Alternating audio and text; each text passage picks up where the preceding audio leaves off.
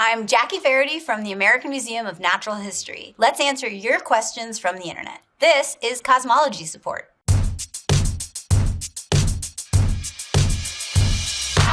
Eagle Jomer asks, "Hey Siri, how old is the universe?" The universe is roughly 14 billion years old, and we get to that answer by looking out into the cosmos and seeing the most distant things that we can. The most distant thing in the observable universe is the cosmic microwave background radiation. That's the signal of the Big Bang. And right behind me, we have a representation of what the cosmic microwave background radiation looks like. Bluer colors or redder colors showing tiny temperature fluctuations for what might have been going on about 13.8 billion years ago. At Purposefully Lit asks, "So did we decide if 3i Atlas is a comet or an alien ship at this point? I'm trying to see if I need to get my life together." You need to get your life together. It's just a comet. It's not an alien ship. 3i Atlas is one of 3 objects that were discovered that have a velocity that suggests that they are not gravitationally bound to the sun. They didn't come from the leftover material that is in our solar system, which is where the majority of our comets come from. The first one was Oumuamua. The second one is called Borisov, and then there's 3i Atlas. Oumuamua came in and had a composition that was most like what we would call an asteroid. Borisov grew a tail like we would usually see happen with comets. As they get close to the sun, they're icier, so you see a nice beautiful tail as they get hotter and closer to the sun. 3i Atlas arrived, and all the imagery that we've seen thus far indicates that it's got a tail like a comet. So 3i Atlas is still a really exciting object, even if it isn't the alien ship that's gonna take everybody to a different place. 3i Atlas is an object formed out of the material from another solar system. At M5 Defense asks, "Is the universe infinite?" In an infinite universe, it's infinite in all directions. Lines of light stay parallel forever, what we refer to as a flat universe. In a finite universe, the structure would have to curve back on itself. So it could be a curved structure, like a spherical structure, or it could be open on either sides, like a saddle. Studying the shape of the universe is a major aspect of astrophysical research. All we're really referring to in this case is how light, as it's moving, is moving either parallel or it's curved. So our current thinking now suggests that we live in an infinite universe. At TBG3963 asks, "Are we living in a multiverse? Yes or no?" I can't answer that yes or no because nobody knows. Is it possible? There's nothing I can tell you that says that it is impossible. So if you could, for instance, get to a point where you saw our universe from a bird's eye view, could you see other universes out there that had their own big bangs that started them? That is a possibility and one that scientists look into. That's not answering the question, though, if we live in a parallel universe where there's multiple versions of every scenario of every day you've ever lived. This is simply, are we the only universe that is, or is it possible that there are many out there? And the answer to that question is maybe. Okay, I'm Irish says, "In Interstellar, why didn't approaching the black hole cause spaghettification?" Spaghettification is the idea that as you get closer and closer to something that's very, very massive, the part of you that's approaching it gets yanked with a force so big that it starts to pull you apart. And if you've watched the movie Interstellar, Matthew McConaughey's character enters the event horizon. The event horizon is the point of no return. You have to get closer and closer and closer to the singularity or the center of that supermassive black hole. And because it's 100 million solar masses, he has to get way closer to the center of the singularity before he feels that spaghettification. Doesn't mean he would have been feeling something. He would have been feeling something, but he wouldn't have been spaghettified. Just remember the difference between a supermassive black hole versus a stellar mass black hole. Very different gravitational pulls on your body. Voodoo Mikaba asks, what's at the center of the Milky Way? A supermassive black hole, which we call Sagittarius A star. Also at the center of our galaxy, there's gas and there's some dust. I think of it like Metropolis or Times Square. It's where a lot of material is congregating, but all of it is kind of surrounding this supermassive black hole. OMBX from Reddit asks, what came first, stars or galaxies? The short answer is stars will come first. Stars are the components of galaxies. The first stars, because they were basically just hydrogen, were really large objects, probably 100 times the mass of our own sun. And those didn't live for very long because they're so massive. And so as they blew up, they created the next generation of materials that could come together to make more stars. And as more stars formed, they clumped together, and those clumps, as they came together, formed galaxies. And the galaxies then formed together, and they make galaxy clusters, and all of it comes together to make the cosmic web that we know and love and live in today. Bradley Marquez asks, what is the largest single structure discovered in the universe? The largest structures that we know of are roughly 1 billion light years across. And what they are these gigantic walls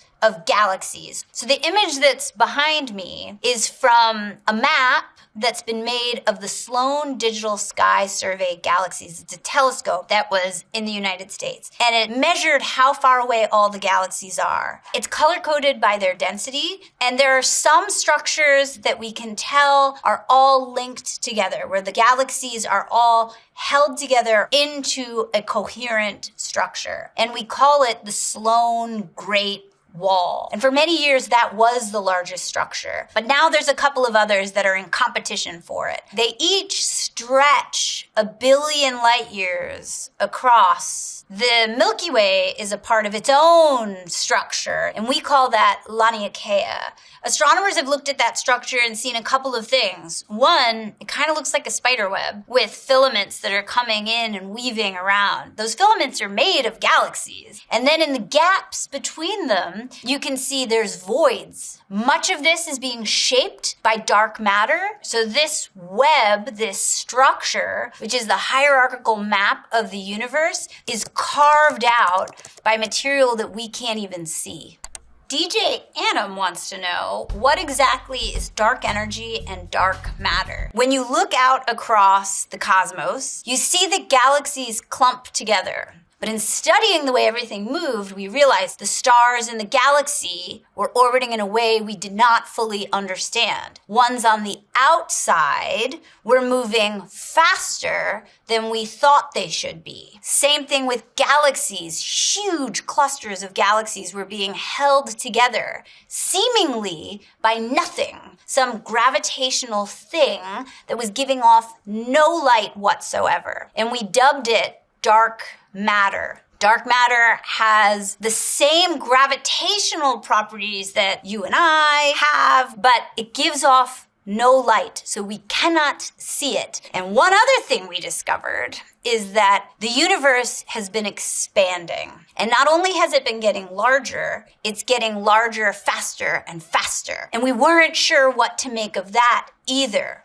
But when we realized that the most distant galaxies are way farther away than we thought they should be, we had to give a name to that, to this mysterious force that was driving our accelerating, expanding universe. And that has been called dark energy. So between those two, dark matter and dark energy, they make up roughly 95% of the mass budget of the whole universe. Here's a question from the astronomy subreddit. How do you think the universe will end? The universe is expanding, and it's accelerating as it's expanding. So things are moving farther away from each other. If you wait long enough, everything gets farther and farther and farther away from each other. New stars can't form. The stars that are there will just peter out, which means the heat, what we call the entropy of the galaxy, will just start to slowly dissipate farther and farther down. And it just becomes a frozen, dark, cold world where you can't see anything. That is one and maybe the most likely scenario, called the heat death or the big freeze. In an alteration of that, this same dark energy accelerates the expansion, pushing things farther and farther and farther away, even to the interiors of things. Galaxies themselves pushed apart from each other. All the gas, all the molecules, the protons, the neutrons, the quarks, it all gets decimated and eviscerated by this force. We call that the Big Rip. And then the third option is that the volume of space hits the boundary, that there is some point where we accelerate out and that gravity takes us back in. And when it does, the universe shrinks back down to a singularity point. And that singularity would be the end of the universe. And we call that the Big Crunch. While all of these are scenarios that are going to take the universe out, you do not have to worry about this right now. Each one of these is trillions and trillions, a Google number of years in the distant, distant, distant future. I'd be way more worried about taking care of our own planet right now than how the universe is going to take out the universe later. Blue-haired hero asks, how do asteroid belts stay a belt? Wouldn't gravity pull the asteroids together? Great question. I'm going to answer that with a little show and tell here. In front of me, you might mistake them for just general rocks, but they're rocks from space. I have one here that is from a collision that's called Allende, and I have a second one from a fall that happened in Kansas. Both of these are from asteroids. The asteroid belt exists in a location between Jupiter and Mars, as shown in the image behind me with all of the green dots that are out there. This belt is not very dense. It was probably a planet that wanted to form, maybe Mars-sized or smaller than Mars-sized, but it's close to Jupiter. Believe it or not, but you could fit the entirety of all the other mass in the solar system aside from the sun inside of Jupiter. Jupiter has a very large gravitational pull. As a result, it wouldn't let a planet form in that vicinity. It would just gravitationally pull it apart. But every single movie you've probably ever seen that shows a spacefaring person traveling around an asteroid belt has done it incorrectly. You're not going to dodge and weave all of these rocks surrounding a belt. There's huge gaps. You can pass one of these rocks and not see another one for a significant amount of time. Writing Consistent 834 asks, if an alien with a very, very strong telescope looked at the Earth from 1 million light years away, would they be seeing how the Earth looked then? Meaning how it looked a million years ago. And the answer is yes. Behind me, there's an image of the Milky Way with a grid around it that is 1 million light years in radius. And if there was a planet at the edge of any of that was looking towards us, you would see the Earth in an ice age. You wouldn't see technology. You would see megafauna. If you were to go 66 million light years even farther away, a giant asteroid would be hitting the planet as dinosaurs were having their last big moments. This applies even in our own solar system. We're a little over 7 light minutes away from the sun. So it would take us a little over 7 minutes to know that something had happened, because it takes time for the light to leave the object and arrive at your position.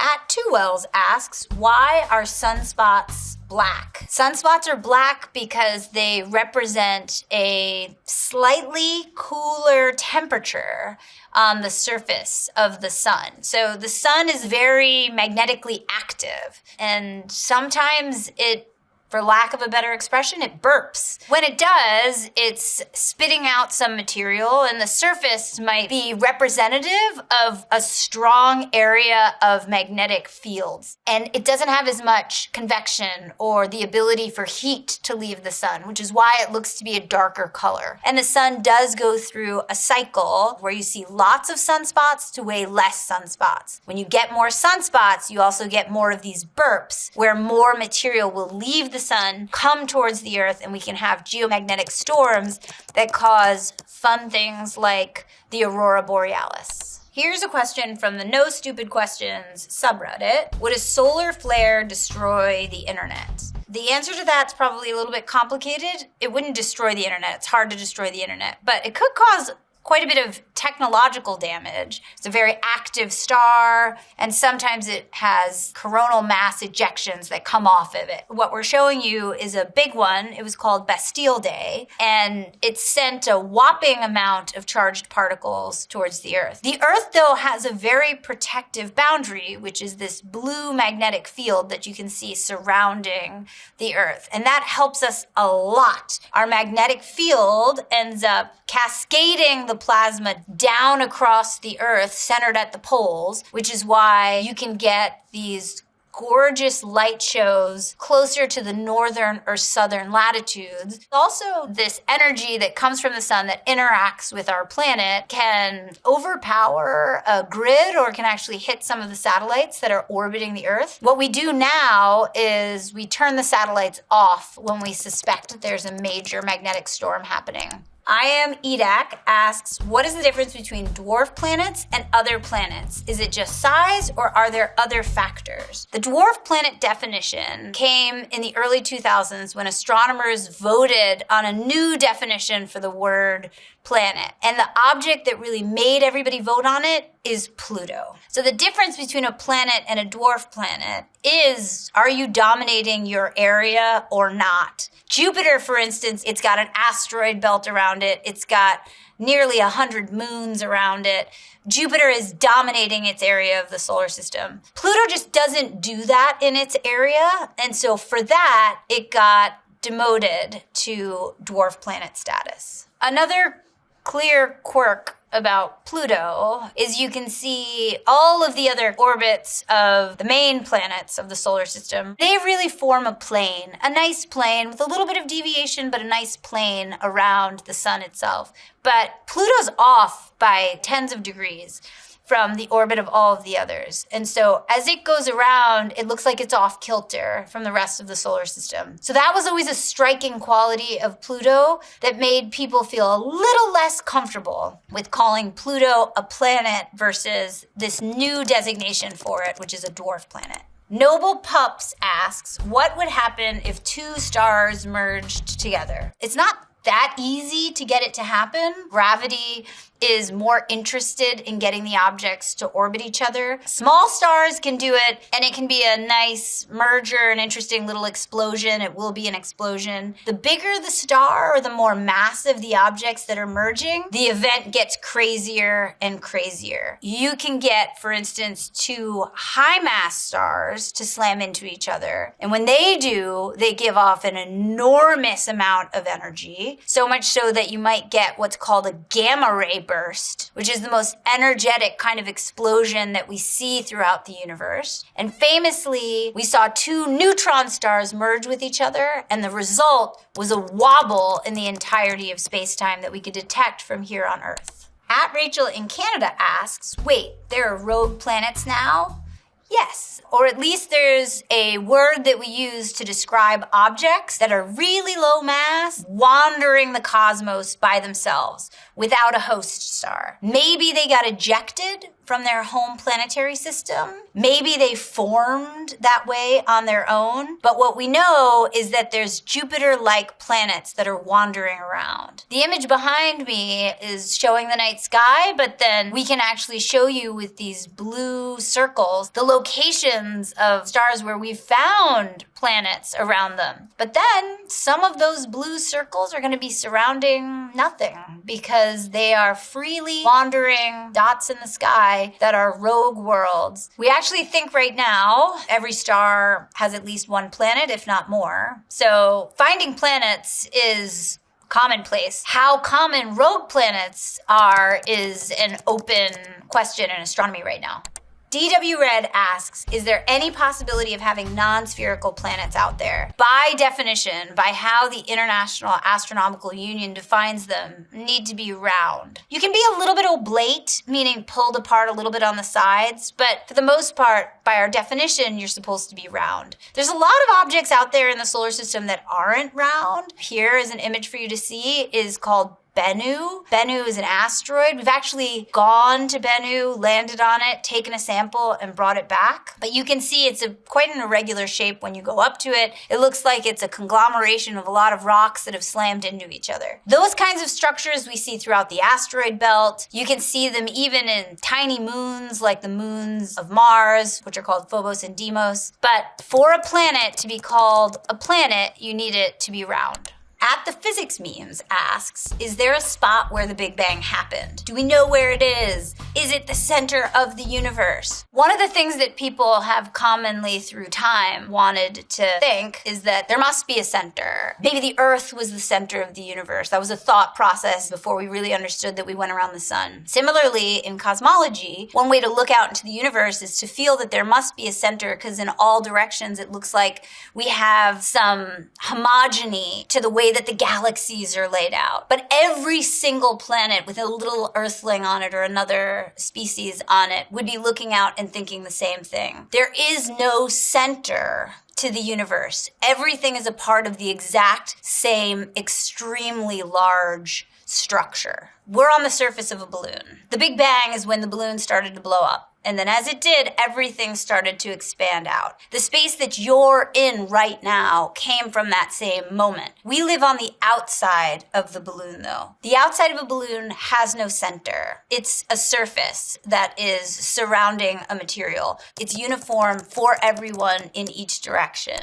Frank Sizzle asks, how do we know the shape of our galaxy? No one's been outside to take a look. The image behind me shows you what we think the galaxy probably looks like, and that's based on observations that we have done from Earth. And then we can look beyond our galaxy and start to see the shapes that they have and infer based on what we see, we likely have a shape akin to a spiral. Our best estimates, the galaxy is 150,000, 200,000 light years across, but then only like 1,000 light years thick. It's compact. Are we definitely a spiral? There's no definites on this, but observational evidence from looking at the way the stars move and how gas and dust clumps indicates that we're a spiral galaxy. At Regastriga asks, what are the different types of stars? Size and temperature really differentiate them. So the highest mass stars, called O stars or B stars, and then there's A stars, which are medium-sized stars, and then there's stars like our sun, an F or a G star or even a K star. Then it starts to get into the low mass stars, and those are the M stars. And then you enter a regime where you're not even talking about a star anymore, but it probably forms in a similar way. Some people call them failed stars. They're objects that don't have enough mass to get hydrogen burning at their core, to get a nuclear engine going. And we call those things brown dwarfs. And they get the letters L, T, and Y. Hanny Zizo 58 asks, are super Earths real? Super Earths are real, but I think they sound more exciting than what they are. A super Earth is a planet that is bigger than the Earth is. Sometimes they're also called mini Neptunes, which probably doesn't sound quite as exciting as super Earths. A super Earth will be about twice the radius of the Earth, and you can fit probably 2 to 10 Earths inside of it. And as we've scanned the cosmos, the most common kind of planet that we've been finding has been this super Earth-sized planet. And it's intriguing that we don't have one in our solar system. And astronomers never like to feel like our solar system is special in some way. So either we lost our super Earth, or there is some concept that there's a 9th planet beyond Pluto. Just Your Boy T asks, why is the night sky dark? The short answer is because the universe is kind of infinite. This question is also something called Olber's paradox. If every line of sight that you can point your finger at in the sky lands on a star, why isn't the night sky endlessly filled with light? So while nearby stars you can see really well, as you get farther and farther and farther away, the light it just takes longer to reach us from those locations. And at some level, it gets shifted to a wavelength that we can't see. Bring a telescope in, then you can see more. So for instance, the Hubble Space Telescope famously took an image where it stared at a seemingly dark patch of sky continuously for several days, and it was filled with galaxies, lots and lots of galaxies. But that kind of ability to see is not within the human capacity. We are just not that sensitive to light. Here's a question from Cora. How many stars are visible from Earth? So if you're in the northern hemisphere, you've got maybe 4,000, 5,000 stars available to you from the southern hemisphere. So maybe like 9,000, 10,000 stars in total that the best conditions on planet Earth, best eyeballs that we can possibly put out there